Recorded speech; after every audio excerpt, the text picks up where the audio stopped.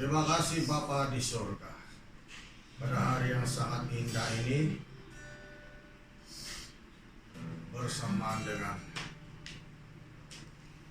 kebangkitan-Mu Tuhan Yesus, kami mengingat kembali dimana kami sudah berkumpul dalam rumah-Mu yang kudus ini Tuhan.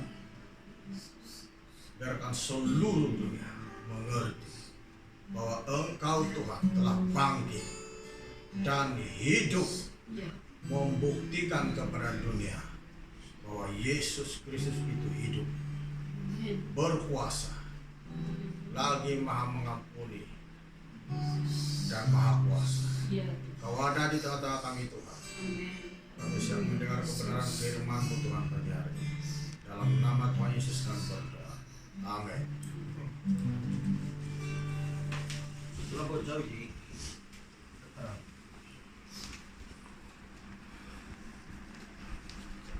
Oke, saya ucapkan shalom dan selamat pagi semua. Dan juga kepada penonton yang ada di rumah atau di mana saja, saya ucapkan selamat pagi dan shalom. Hari ini adalah hari kebangkitan Tuhan kita Yesus Kristus, dan kita akan mendengar firman Tuhan sebentar nanti. Tapi sebelumnya kita bercerita sedikit tentang kehidupan Yakub waktu dia memilih pasangan di antara Lia dan Rahel. Kenapa Yakub memilih Rahel sebagai pasangannya? Dan dia bekerja kepada Laban sampai 7 tahun untuk mendapatkan Rahel. Karena Rahel seorang wanita yang cantik parasnya, Alkitab bilang, cantik parasnya. Maka Yakub bekerja sampai genap 7 tahun, sehingga pada masa yang ditentukan, maka Laban hendak memberikan Rahel kepada Yakub, tetapi yang diberikan Laban adalah Lia. Karena menurut peraturan mereka adalah harus perempuan yang lebih tua daripada Rahel, yaitu kakaknya, yang menikah duluan, barulah yang anak bungsu, yaitu Rahel. Nah, kita lihat firman Tuhan. Mari kita lihat dalam Kejadian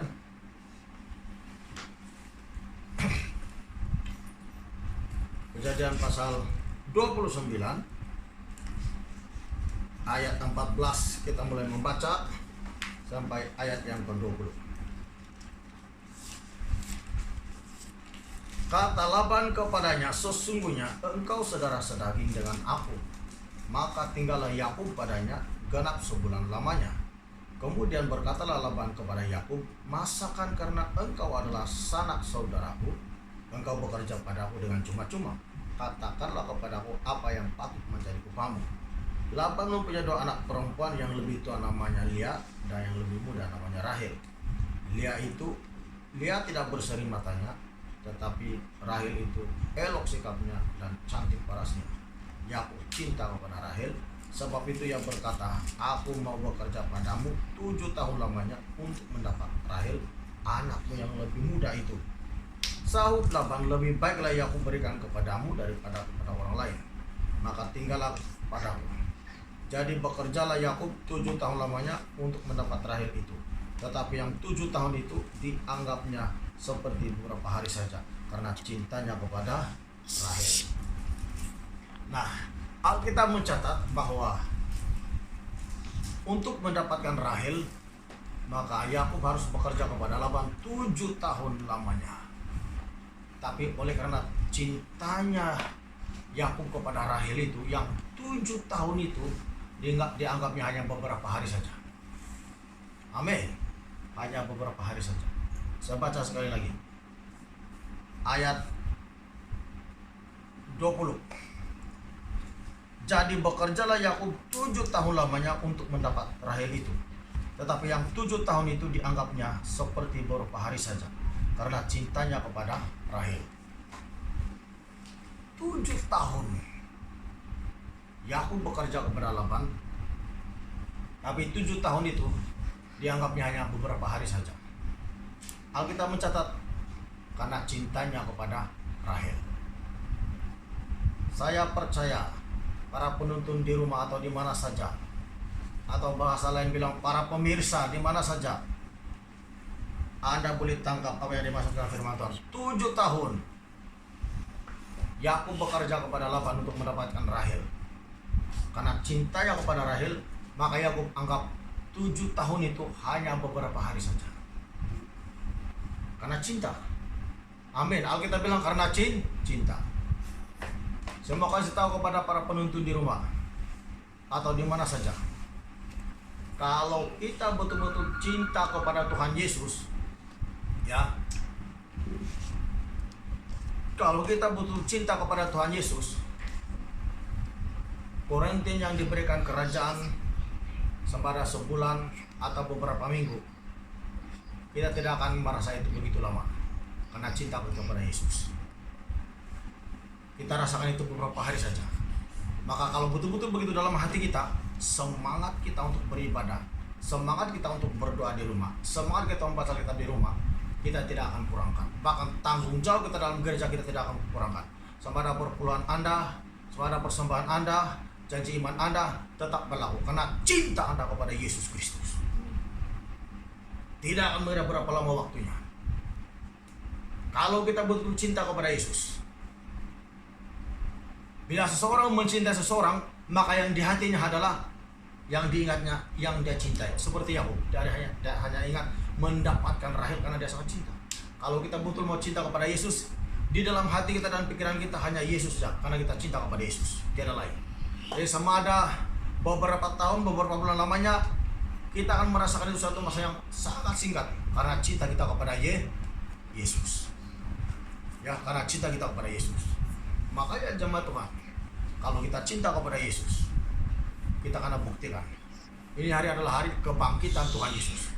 Ya, ini hari adalah hari kebangkitan Tuhan Yesus. Hari kebangkitan Tuhan Yesus bukan satu perkara yang mudah atau remeh, tapi betul-betul jemaat Tuhan, Yesus bangkit dari antara orang mati. Yesus mati 3 hari dalam kuburan. Kalau manusia 3 hari mati memang sudah bau. Tapi Alkitab mencatat tubuh dan daging Yesus tidak mengalami kebusukan atau keburukan dalam kuburan, karena dia adalah anak Allah yang hidup. Dan 3 hari dalam kuburan, dan pada hari yang ketiga dia bangkit. Dan Yesus betul-betul bangkit. Yesus betul-betul bangkit. Dia hidup balik dari kematian.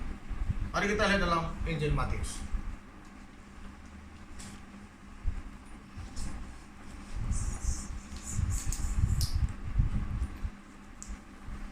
Pasal 27. Pasal 28 ya. Kita buka dalam ayat. Matius pasal 28 yaitu kebangkitan Yesus. Setelah hari Sabat lewat, menjelang menyingsingnya fajar pada hari pertama minggu itu, pergilah Maria Magdalena dan Maria yang lain menengok kubur itu. Maka terjadilah gempa bumi yang hebat, sebab seorang malaikat Tuhan turun dari langit dan datang ke batu itu dan menggulingkannya lalu duduk di atasnya. Wajahnya bagaikan kilat dan pakaiannya putih bagaikan salju. Dan penjaga-penjaga itu gentar ketakutan dan menjadi seperti orang-orang mati. Akan tetapi malaikat itu berkata kepada perempuan-perempuan itu, "Janganlah kamu takut, sebab aku tahu kamu mencari Yesus yang disalibkan itu. Ia tidak ada di sini, sebab ia telah bangkit sama seperti yang telah dikatakannya. Marilah lihat tempat ia berbaring." Bermakna Yesus betul-betul bangkit dari antara orang mati. Malaikat bilang dia telah bangkit. Ya, betul-betul dia bangkit dari antara orang mati. Betul-betul Yesus bangkit dari antara orang mati. Jadi itu buktinya bahwa Yesus bangkit dari antara orang mati. Satu perkara yang saya tahu pada jemaat Tuhan, yang membangkitkan Yesus dari antara orang mati itu bukan malaikat tahu. Alkitab mencatat di sini, maka ayat 2, maka terjadilah gempa bumi yang hebat, sebab seorang malaikat Tuhan turun dari langit dan datang ke batu itu dan menggulingkannya lalu duduk di atasnya. Malaikat datang hanya menggulingkan batu itu, batu penutup kuburan Yesus. Tapi bukan dia yang membangkitkan Yesus.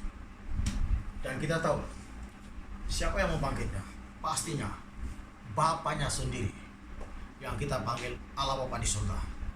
Hanya Dialah Bapaknya dan Dia sangat mengasihi anaknya, Yesus Kristus. Mari kita lihat Alkitab dalam Kisah Rasul pasal 2.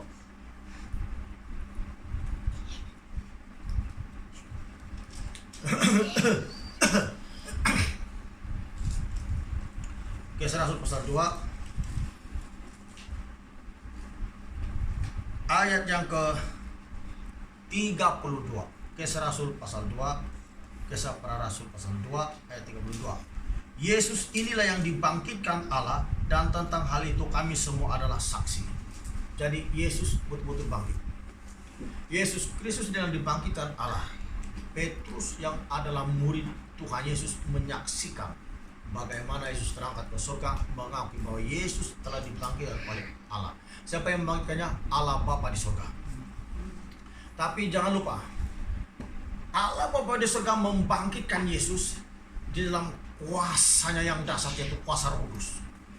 Ini perlu diketahui. Kisah Rasul pasal 10. Kita pergi kepada Kisah Rasul pasal 10.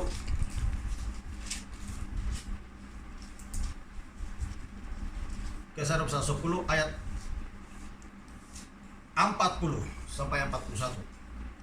Yesus itu telah dibangkitkan Allah pada hari yang ketiga.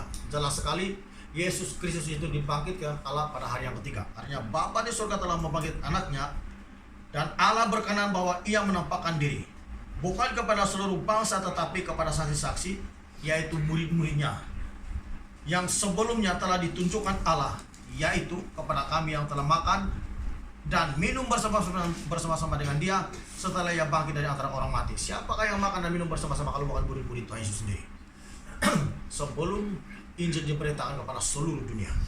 Jadi Yesus betul-betul bangkit, tapi jangan lupa yang membangkitkan Yesus adalah Bapa di surga dengan kuasa Roh Kudus. Dia membangkitkan Yesus dengan kuasa Roh Kudus yang dahsyat. Roma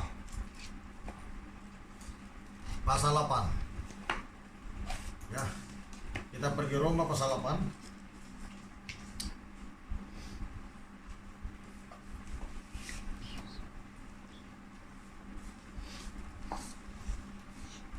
Roma pasal 8.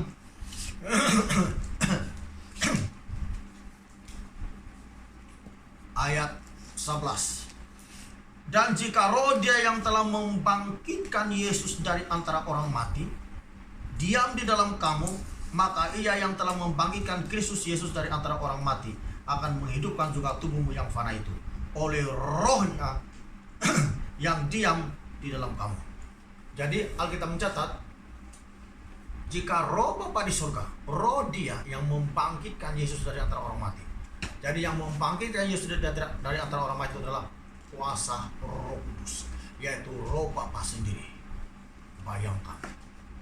Dan kalau Roh Kudus yang telah membangkitkan Yesus dari antara orang mati itu masuk di dalam diri kita, maka tubuh badan kita memang lemah, tapi Roh Kudus itu akan memberikan kekuatan di dalamnya, sehingga kita hidup sesuai dengan firman Tuhan. Daging bersuara untuk meminta, tapi kekuatan yang dikerjakan Roh Kudus dalam tubuh kita itu akan menolaknya dalam nama Yesus Kristus.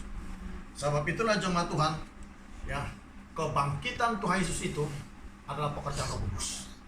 Roh Kudus yang membangkitkan Yesus, roh Bapa di surga yang membangkitkan Yesus dari antara orang mati. Roh Bapa di surga membangkitkan Yesus dari antara orang mati. Gereja harus hidup, gereja harus bangkit.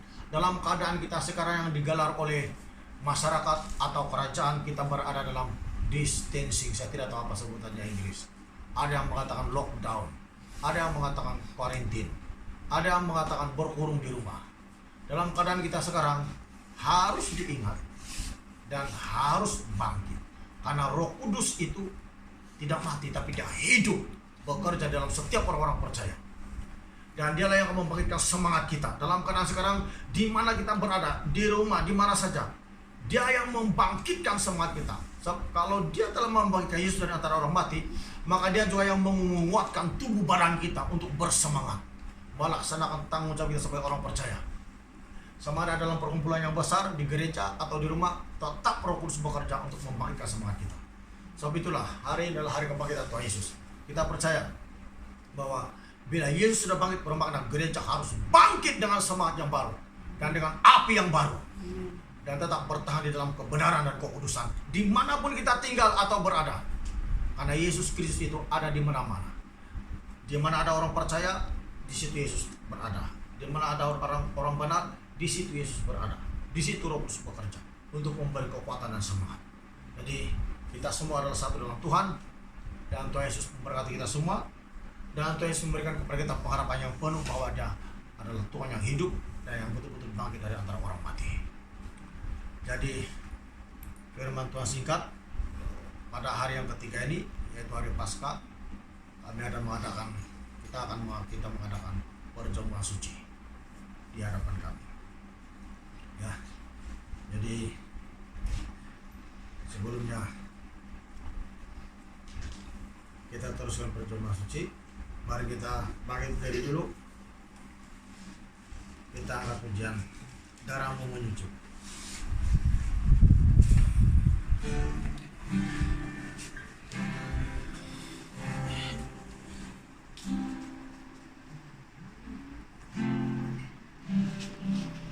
Darahmu menyuciku, darahmu memberi hidup, darahmu dikorbankan untuk menyelamatkan,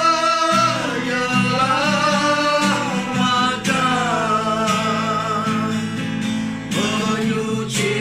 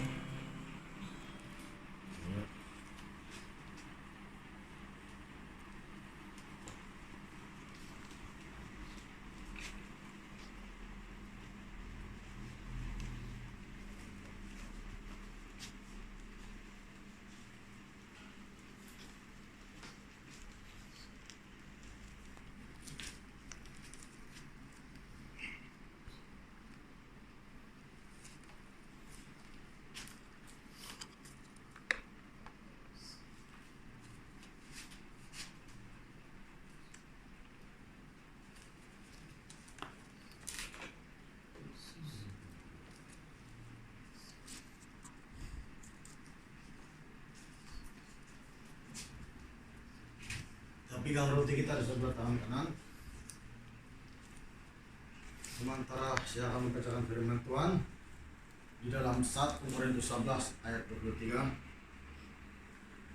Sebab apa yang telah kuteruskan kepadamu telah kuterima dari Tuhan, yaitu bahwa Tuhan Yesus pada malam waktu yang diserahkan mengambil roti, dan sesudah itu yang mengucap syukur atasnya, ia memecah-mecahkannya dan berkata, inilah tubuhku yang diserahkan bagi kamu, perbuatlah ini menjadi peringatan akan aku. Terima kasih Tuhan Yesus. Di tubuhmu Tuhan kami mau makan. Kau sudah bangkit Tuhan. Engkau hidup. Dan bela kami juga hidup Tuhan. Karena kami makan roti hidup yaitu Engkau sendiri. Terima kasih pengorbananmu Tuhan Yesus. Dan kebangkitanmu dari antara orang mati memberikan jaminan yang pasti kepada kami bahwa Tuhan kami hidup dan berkuasa menghancurkan segala sakit penyakit dan pekerjaan roh jahat di bumi ini. Terima kasih Tuhan. Dalam nama Yesus. Mari kita makan.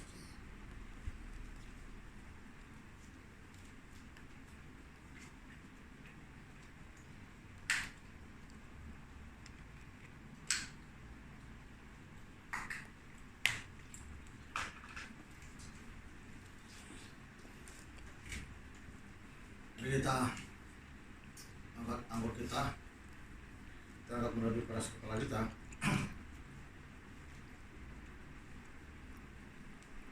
Demikian juga yang mengambil cawan sesudah makan lalu berkata, cawan ini adalah perjanjian baru yang dimeteraikan oleh darahku. Perbuatlah ini setiap kali kamu meminumnya menjadi peringatan akan aku. Sebab setiap kali kamu makan roti ini dan minum cawan ini, kamu memberitakan kematian Tuhan sampai ia datang. Jadi barang siapa dengan cara yang tidak layak makan roti atau minum cawan Tuhan, yang berdosa terhadap tubuh dan darah Tuhan. Karena itu hendaklah tiap-tiap orang menguji dirinya sendiri, dan baru sudah itu yang makan roti dan minum cawan dari cawan Tuhan itu. Karena barang siapa makan dan minum tanpa mengakui tubuh Tuhan, yang mendatangkan hukuman atas dirinya. Terima kasih Bapa di surga. Terima kasih Tuhan Yesus. Kami mau minum darah-Mu Tuhan. Hari ini Tuhan. Biar darah Tuhan menyucikan seluruh pencemaran rohani dan jasmani dalam kehidupan kami semua. Dan biar nama-Mu Tuhan dipermuliakan. Seluruh umat-Mu yang melihat dan menyaksikan akan mengalami berkat yang sama pada hari ini. Terima kasih Tuhan Yesus, darah-Mu sudah dikorbankan bagi kami semua untuk membasuh segala dosa-dosa. Terima kasih Tuhan, kami mengingati Engkau Tuhan. Di dalam nama Tuhan Yesus, mari kami bersama-sama. Dalam nama Yesus.